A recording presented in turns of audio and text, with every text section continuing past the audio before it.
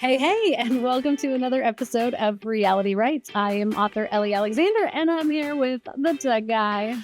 Hello. Hello. I'm doing well. How are you? Great. Great. Yeah. Great. Yeah. Great. This is the podcast where we peel back the curtain a little bit and talk about all things writing, publishing, bookish. And today we're going to tackle writer organization. But before we get into that, be Yes. sure to follow us on your favorite podcasting app or YouTube, where we are on video. Well, we're on video on Spotify now too, but Yeah, you're on video. but the podcast should be available anywhere you listen to podcasts. And if you're enjoying the show, please drop a review for us and let us know how we're doing. And if there's anything you'd like us to discuss on Reality Rights, drop that in the comments. Love to hear from you.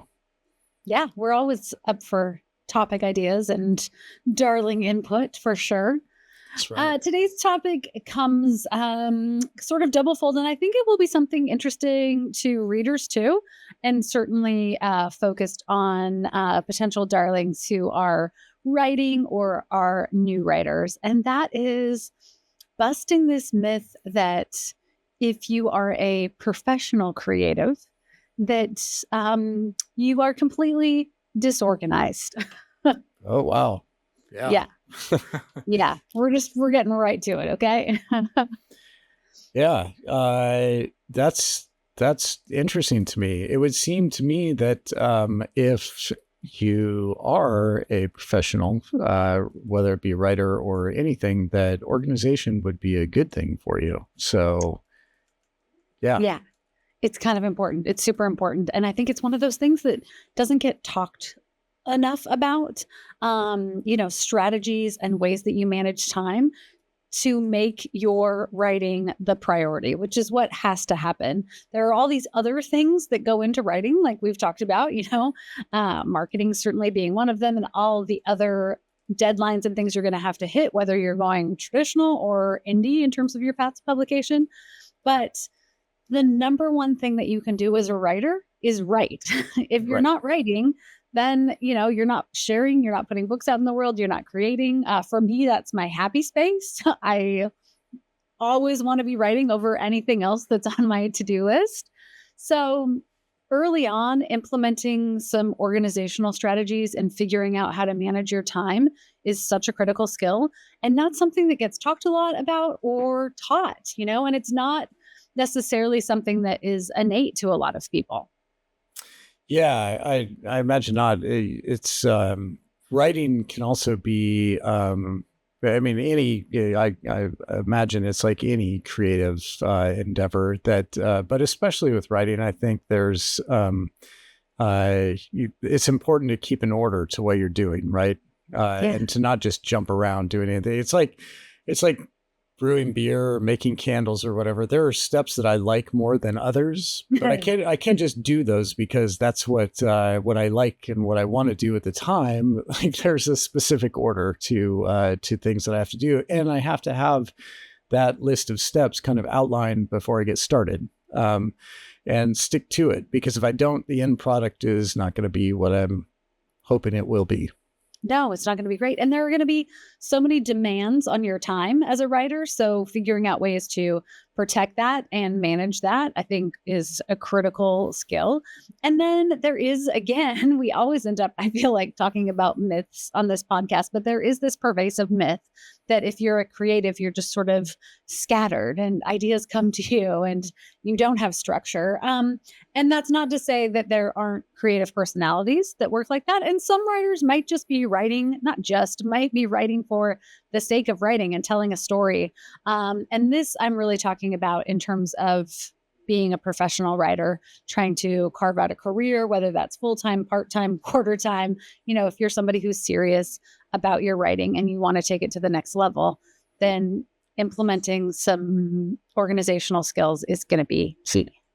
Yeah. And I can say for a fact, having worked for decades with creatives, that as from the project and resource management side of things, that there are creatives out there who would don't want to be bothered by schedules. They don't want to be bothered by budgets and everything. But the most successful creatives that I've ever worked with, and I have worked with some absolutely insanely talented creatives, the most successful ones are those who respected schedules. Then that was part of their creative process, just knowing where the start and end was supposed to be for the process, and everything that needed to be done in between, and having that kind of sketched out with the help of a project manager. But I mean, talk a little bit about that. Like, writers don't, if you're like at the Stephen King or like maybe Blake Crouch or some of the other authors we've talked about on this podcast before, if you're at that level, maybe you do have a project manager. I don't know, Sure. but most writers probably don't have a personal project manager. Yeah, you're your own project manager. Exactly. I gotta take just a moment to recognize your T-shirt. I wasn't paying attention earlier. Darlings, he's rocking his Taylor T-shirt. Yeah, Let's go.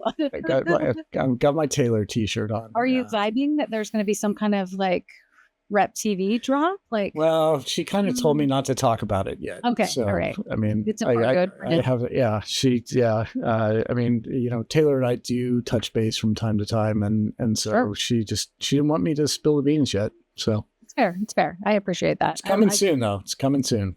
I love a good Easter egg. Okay, you heard it here first. You heard it here first. That's right. On Reality Rights, darling. I'm going to get in so much trouble.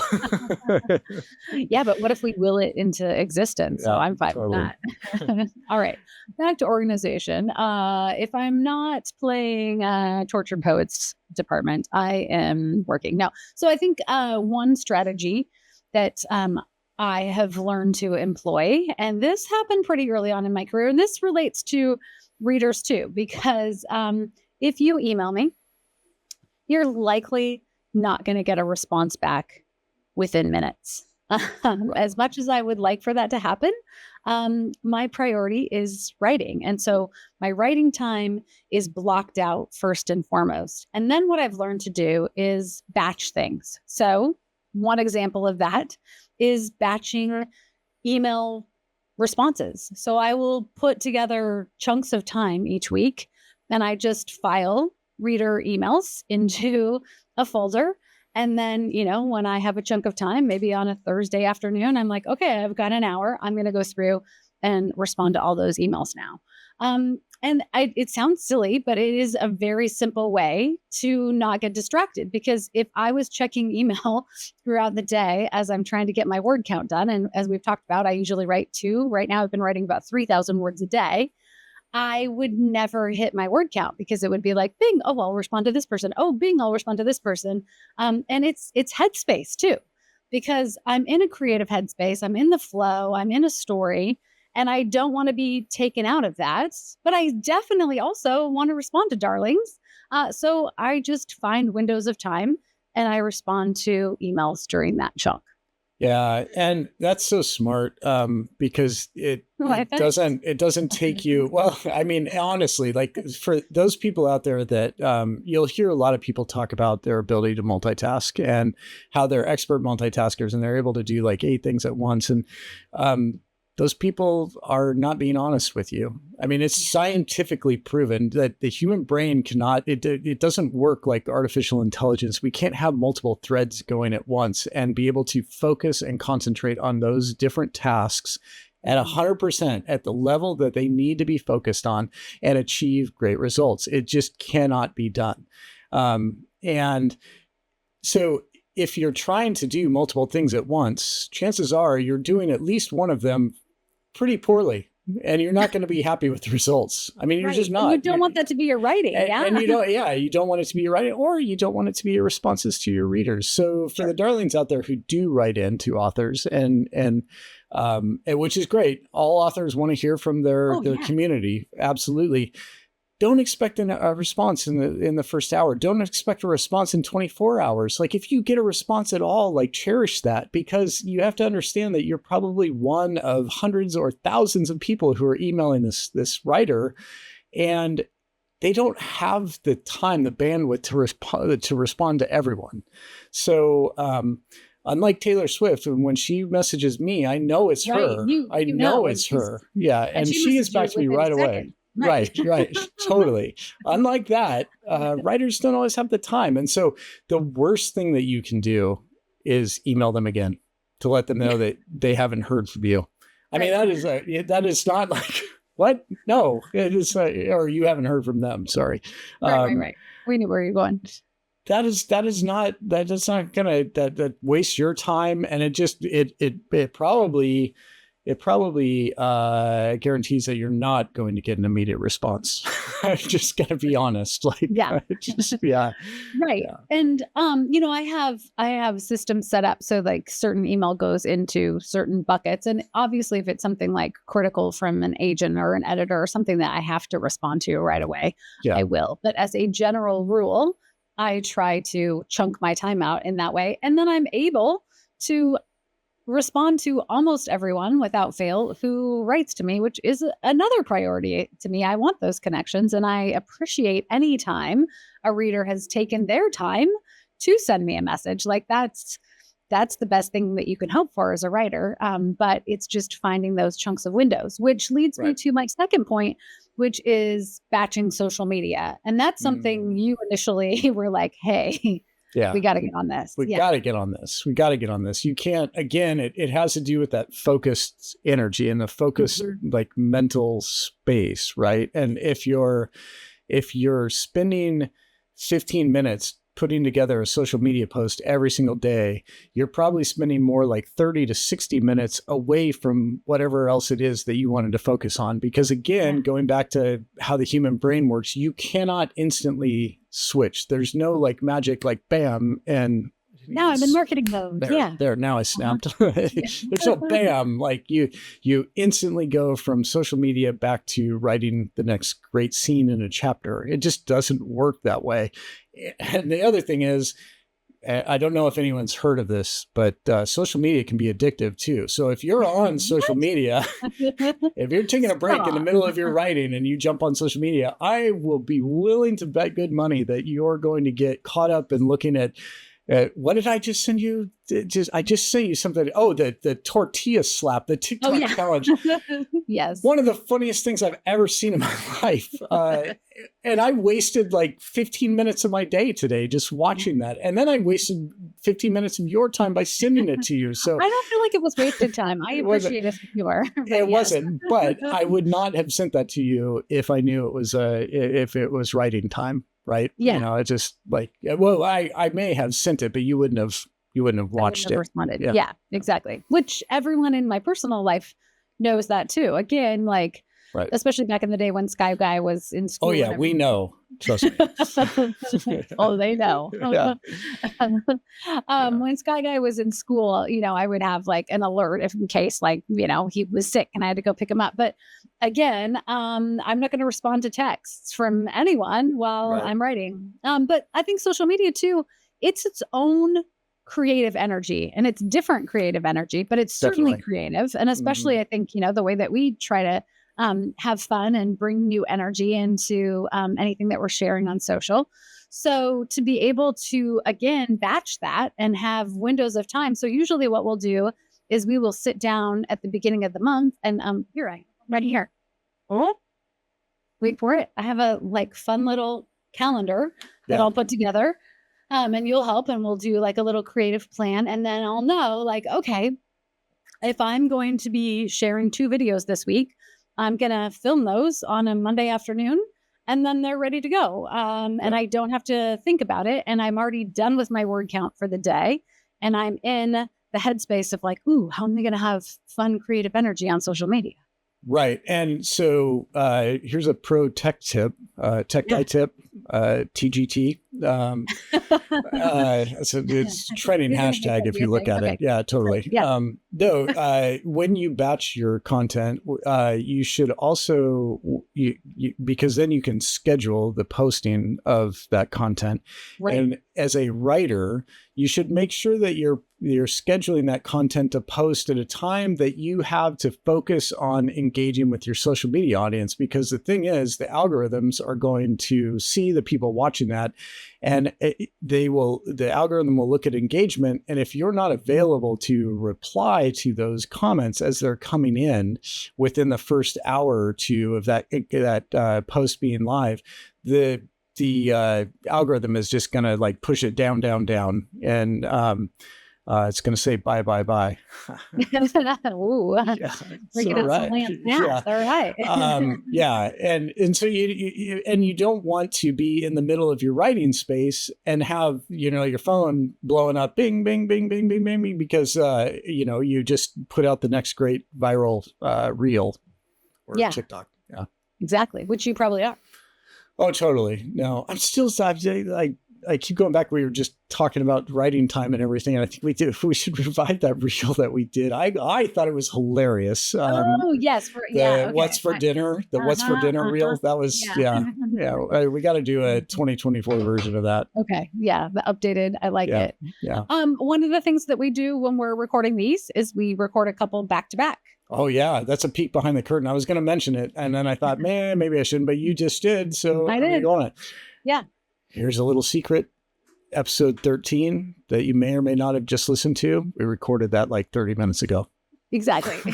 So we're wearing different clothes, but we recorded another episode. So it's not really next week. Yeah. So we record a couple at a time because honestly, like we're doing this on a weekend. It's our personal time, but we're still working.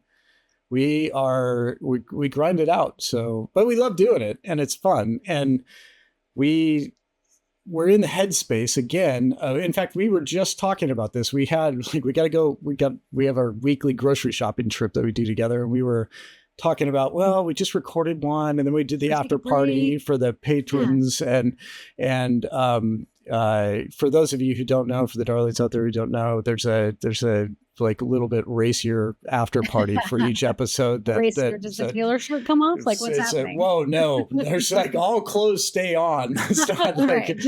Totally. That's here. The language gets a little saltier. I should say saltier, not racier. Saltier. Yeah, saltier. But yeah, for those patrons out there over on Patreon, they get to listen in on that. And we had some epic tech fails in the last after party. It was great. But anyway, we were thinking, well, it's good. So sometimes we always choose the hottest days of the week to do this too, for some reason. So like right now it's like approaching 104 in my office right now, but we were thinking, we just did one, we just did that, and so we were eating some lunch, and we're like, oh, let's go grocery shopping, and then we thought, but independently, we both came to the same conclusion. No, we should jump back to episode 14 because we're in that mind space, and it'll be much harder if we break for even longer to come back to it. So here we are. We're here.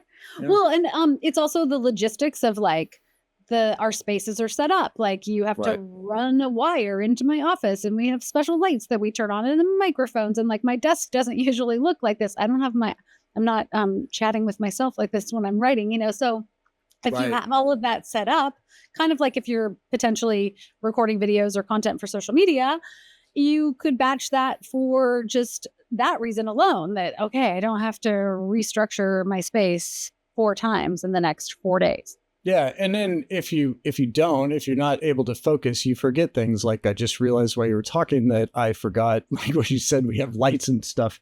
I've got a little like portable light that I usually put on in the background here. So I have a nice blue highlight back there instead of that glaring gray background behind me. And I missed it because I was trying to multitask and I forgot something. So there you go.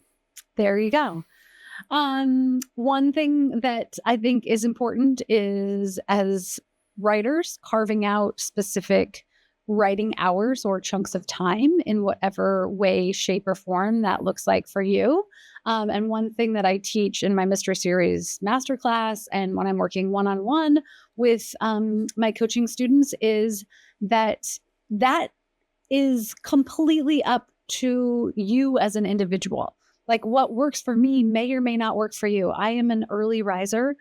I do my best creative thinking between this window of 9 a.m. to 2 p.m., which is why I do a lot of the other work of writing, like email responses and social media later in the afternoon, because I have headspace for that. But my creative energy by that point in the day is pretty zapped. And so those are my writing office hours, so to speak. And, short of some kind of an event, I treat those like I would treat any sort of office job. Like I show up for myself. I hit my word count during that period of time. Now that could look very different for somebody else. I have writer friends who write in like 20-minute chunks. This is really, for me, I'm at a place now where writing is my full-time job. But as I was building my career, I was working full-time and part-time. And also, we were raising our son together. And so having these specific chunks of time that are non-negotiable for your writing is so important, because otherwise that time just gets lost. Yeah, totally. And I think another important point with that is experiment. If you're trying to do like the 9 to noon thing for your writing time and it's just not working, like that's okay. That's totally okay. Yeah. Try something different.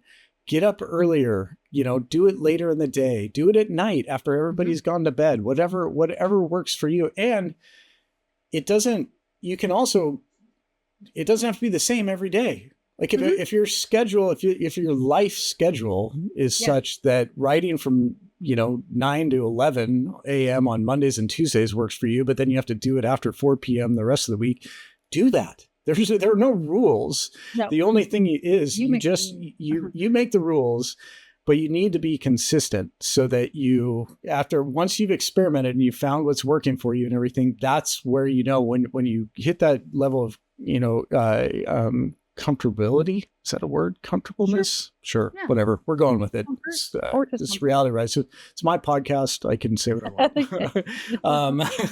want. Once you hit that level, like then you need to have the discipline to stick with that so that it does become successful. And then I guess the other thing would be like, just don't go too long with, if you feel like it's not working, try something else, because the worst thing you can do is try to force it. You can't force creativity.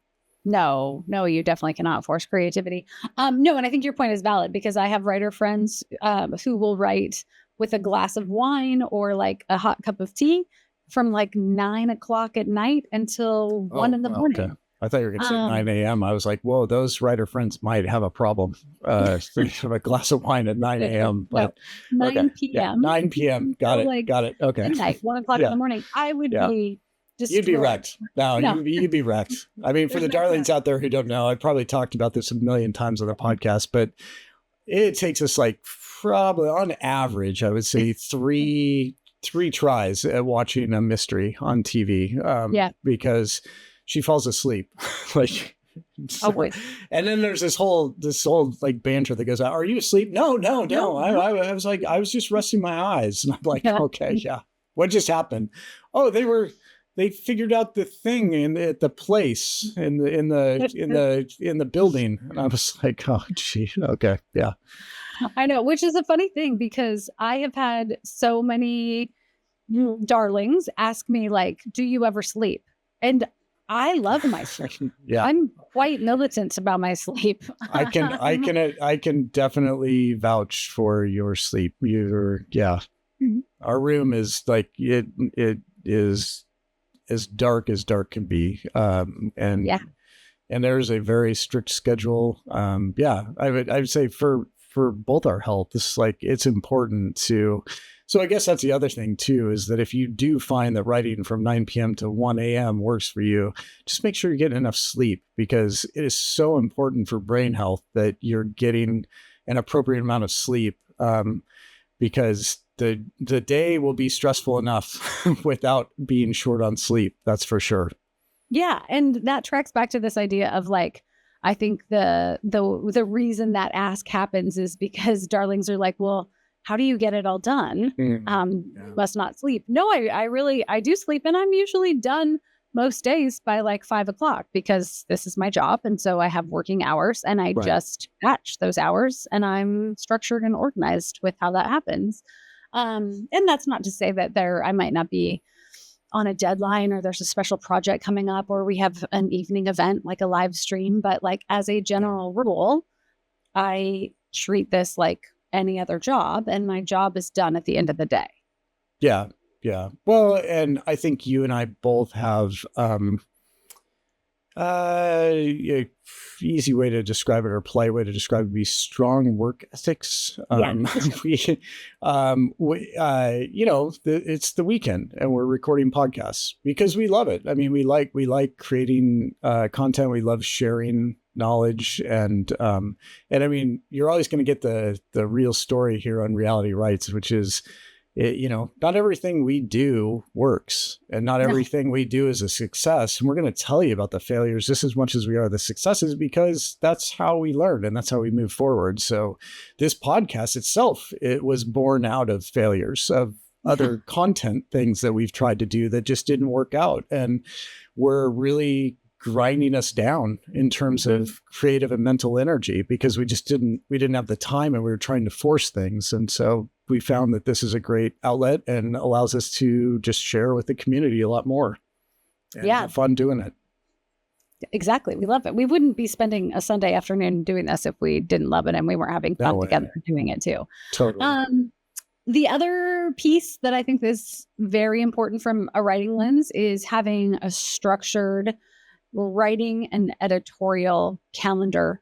So what I will do is I'll think forward into when the pub date is and then work my way back from that. And I'll set myself a deadline. Okay, if the next pub date is August, let's say, then I'm going to start a first draft of that book in January. And I'm going to give myself 6 weeks to finish it and then let it rest and then come back to it a month later and edit. So knowing your deadlines and when you want to hit them really helps because then that innately builds in these blocks of time and you have an idea going in like, oh, okay, I know that I need 6 months to finish this book, 8 months, whatever it is. But that's not always easy to do when you're first starting out because you have to have the self-discipline to be able to say like, okay, I'm going to publish this book, whether you're independently publishing it or you're turning it into an editor at a publishing house. I'm going to have this book done by August. You have to have your own sense of, to your point, like, all right, I'm going to be dedicated and get those dates on the calendar and then commit to finishing them. Yeah. And I think that's something, I've learned a lot from you in that regard. And I have a career as a project manager and I'm learning about discipline like that from you, and scheduling. I think that's why you've been such a successful, one of the reasons, not the reason, one of the reasons that you've been such a successful, that is hard to say, such a successful writer, but also you've helped, how many coaching clients and writing students with this same thing because, setting a schedule and sticking to it, especially when you're starting out, it's really easy to go, well, I said I was going to get that done by the 12th. It's the 11th. I'm way behind. I'm just going to say it's the 30th now, because there's no repercussions. And I think part of that, you would not be where you are today if you didn't have that self-discipline, because being a traditionally published author who is now both traditionally published and indie published, those content calendars are complicated. You're like, there've been a couple of years where, we've had 5 or 6 books being released and, then that'll be the marketing side. We'll get to that in a minute. But on the writing side where you have deadlines for like 5 or 6 books and like maybe 3 of them are traditional and 2 of them are indie, but because of the way publishing works, you can't just sit on that stuff. So you've got to like hold solid on that schedule. Yeah. And, early on in your writing career, if you don't have those external deadlines coming from somebody else, how you then intrinsically motivate yourself, that's a real challenge. And one of the things that I love most about coaching, because I feel like it's a real skill set that someone can develop. And I think it's a myth that you can't. Right. Because I have had students that are like, no, I can never hit a deadline. And they do. We just Yeah. have to like do a little math, figure it out, and you'll get there. Talk a little bit about rewards, because I know that's something that you believe really strongly in, and that is something that's helped your students in the past for sure, based on the success stories that I've heard. Yeah, I think you need to like incentivize yourself if if you don't have, especially if you're not somebody who is intrinsically motivated and you need those external motivators. And that can be just a little thing like, oh, I'm going to buy myself a special pen or take myself out to the library for an outing after I hit X number of words. And you mark these little milestones. I Yeah. gamify it Yeah. for my writers, which is something you love. I know that. I Just love in it. your own life. Love it. Yeah. Yeah. I mean, that's how I succeed at everything, is if you gamify something, I am going to win. Yeah. Just hands down. Like if you Done. turn something into a game, and I joke with my doctor because all the time, because I'm like, hey, okay, I got to do this to lower that, or I got to do this to raise this. No problem. Like, let's set a date, and I'm going to hit that, because I'm like, okay, now I got to go, and I've got all the steps I've got to do to achieve that. It's everything. We had that step count competition at work, it was like a couple thousand people like competing. And I was like, I'm going to win this thing. So Give me the yeah, steps. totally. There were a couple nights that we went out after like, I don't know, 10 o'clock at night where you're like, I need 1,000 more. Well, and that was after I'd run a 10K too. I There were know. some like uber like strong runners in that competition. So I didn't end up winning, but I achieved more than I ever thought I could, which was a win for me. So You crushed it. That was Yeah. amazing. Yeah, let's talk a little bit about the marketing side of things in terms Right. of organizational strategies. Well, it's funny because it kind of mirrors exactly what you do on the writing side. It's just they're separate calendars, and we kind of have to overlay them to see where they come out because of everything we've just talked about, right? You're right as in RIGHT, not WRIT. Right. Oh my gosh. when you have a lot of projects going, a lot of deadlines for writing, we have to get pretty creative, pun totally intended, on you did that. You made me want to look over here and hit the drum roll, but I don't have the rim shot, but I don't know. That was good. yeah. But we have to get creative in the way that we schedule out the marketing aspects of it, because there's so much work that goes into that. Cover reveals and like live stream release parties and podcasts and, all the social content. And even if we're batching that stuff, if you're in the middle of writing 2 or 3 projects, it gets like our time gets really short, because we actually have lives outside of this too. I have another job outside of this, so yeah. So it's the same thing where we are thinking, but maybe even farther out. We're thinking about release dates, and especially.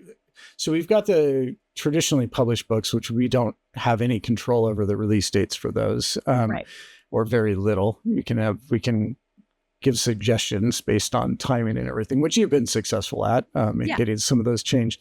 But then with the indie stuff, it's really up to us.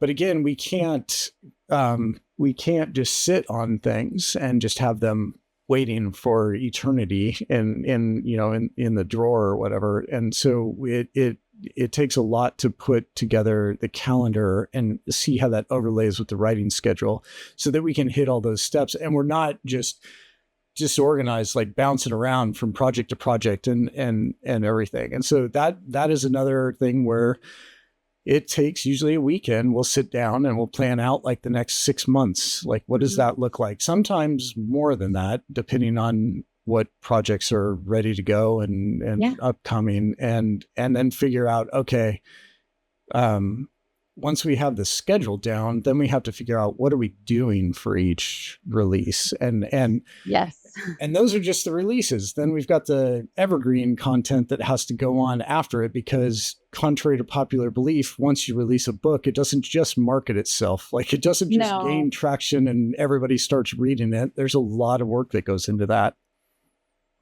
That's so true. In fact, we were just talking last weekend about the calendar for 2025 for the entire year, because I have a chunk of projects that have been waiting in the wings, ready to go. And next year is the year that we're going to make that happen. But that means starting now, basically.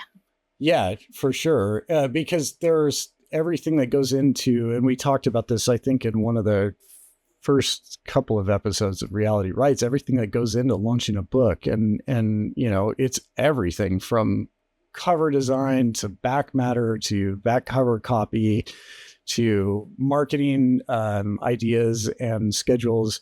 All of that needs to be done months in advance of the book actually releasing, because it needs to be scheduled and ready to go. And then it goes back to the whole thing again of like, well, if we know that the marketing is dropping on X date at X time, like, you need to be ready to then start interacting with people as they see that and react to it. Yeah, for sure. And then the last sort of organizational tip that I have for writers is that idea of working smarter, not harder, and utilizing tools where you can. So for me, like AI, for example, AI is my favorite new thesaurus and dictionary. I always have a window open, and as I'm writing, you know, before I would go like, you know, to dictionary.com, or I have lots of thesauruses. Is that right? I don't know. You should look it up in a thesaurus. I'll ask chat just a second.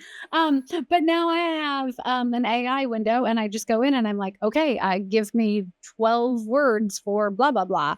Boom. Okay. So that before would have taken, I don't know, maybe 5 or 10 minutes to look it up, or, you know, go to a different browser.